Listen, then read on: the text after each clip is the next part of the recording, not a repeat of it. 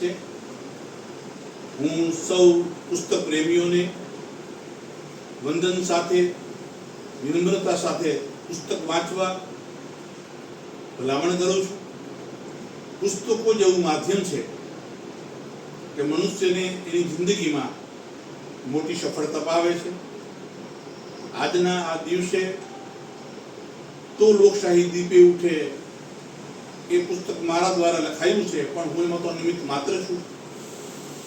ગુજરાતના જાણીતા લેખક, સંશોધક અને કચ્છ મિત્રના કટાર લેખક કાનજીભાઈ મહેશ્વરી બાપુજીએ મારા પુસ્તક વિમોચન કર્યું, અને હું આદર સાથે વિનમ્ર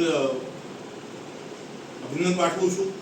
બોખણી પરિવાર તે બંને પતિ પત્ની ટીચર છે, બોખણી પરમાર મારી દીકરી એડવોકેટ પાયલ સોમૈયા, અને જેમને ગુજરાત સરકારનો એવોર્ડ મળેલો છે શોભના સોમૈયા, હું સૌને યાદ કરતા આનંદ અનુભવું છું। મિત્રો, આ લોકશાહી છે।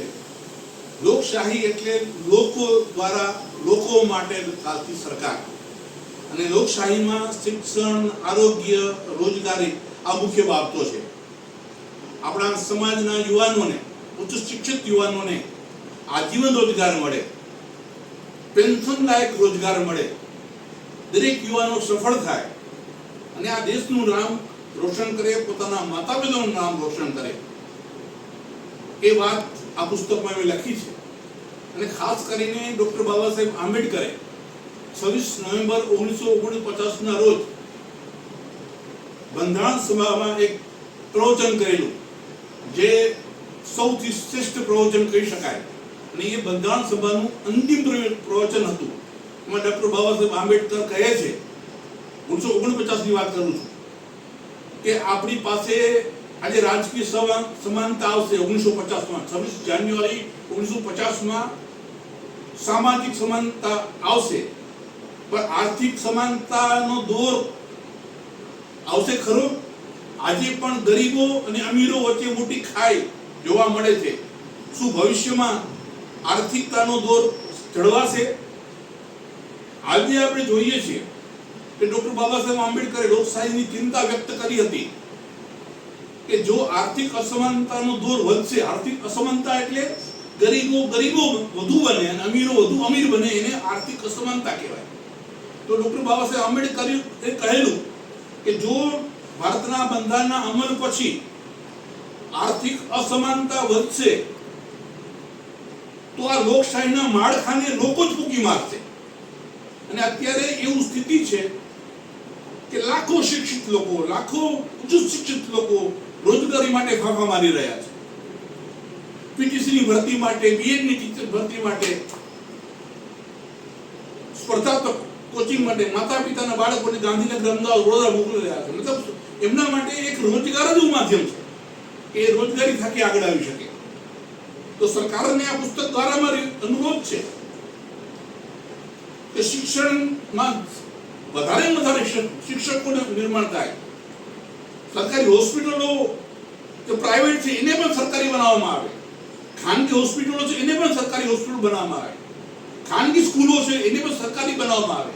કારણ કે લોકશાહી એટલે જ સરકાર, અને શિક્ષણ અને આરોગ્ય અને રોજગાર આ ત્રણ બાબતો જો લોકોના જીવનમાંથી છીનવાઈ જાય તો આપણા સમાજ માટે, આપણા દેશ માટે અને આપણા લોકશાહી માટે એક ખતરાની ઘંટી કહેવાય।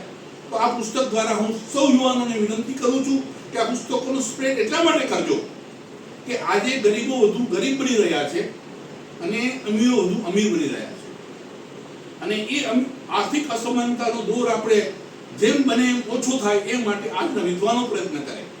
હું કોઈ પક્ષનો સમર્થક નથી કે હું કોઈ પક્ષનો વિરોધમાં નથી, હું રાષ્ટ્રકારણનો માણસ છું, હું દેશનો માણસ છું। મેં મિલિટરીના જવાનને નજીકથી નોકરી કરતા જોયા છે, મેં દેશ સેવા કેને કહેવાય એ નજીકથી મેં જોઈ છે, એટલે મને ખબર છે દેશ સેવા કેને કહેવાય।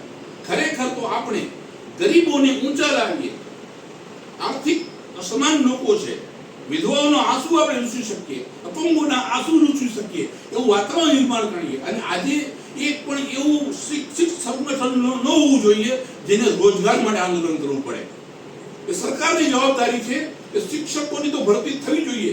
શિક્ષણ તો લોકશાહીનો પ્રાણ છે, અને શિક્ષણના લોકો જો આંદોલન કરે તો એ બહુ લોકશાહી માટે સારી નિશાની નથી. તો આ પુસ્તક લખવા પાછળનો જે ધ્યેય છે એ છે કે દેશમાં લોકશાહીમાં શિક્ષણ, આરોગ્ય અને રોજગાર એ સરકાર દ્વારા પૂરા પાડે. સરકાર જવાબદારીમાં, એ સરકારની જવાબદારી છે. હેરી એમર્સને કહ્યું છે કે લોકશાહીમાં આ બધી ખાતરીઓ છે. અને ડૉક્ટર બાબા સાહેબ આંબેડકરે જ્યારે બંધારણ અમલમાં આવ્યું એના પછી 1970-75 પછી અનેક રોજગારીના ક્ષેત્રો ઉત્પન્ન થયા અને આજે અનેક એવા વૃદ્ધ લોકો છે જેને 40-80 હજાર જેવું પેન્શન મળી રહ્યું છે. એમના સંતાનો આજ નોકરીથી વંચિત થઈ રહ્યા છે. એ ખૂબ ચિંતાનો વિષય છે. એટલે હું પેન્શન લોકો જે મેળવી રહ્યા છે એ લોકોને પણ કહું છું કે તમારા બાળકોને આજીવન રોજગાર મળે, પેન્શન લાયક રોજગાર મળે, એ માટે તમારે આગળ આવવું પડશે. હવે કોઈ ડૉક્ટર બાબા સાહેબ આંબેડકર કે સરદાર પટેલ સાહેબ કે ગાંધીજી આવવાના નથી.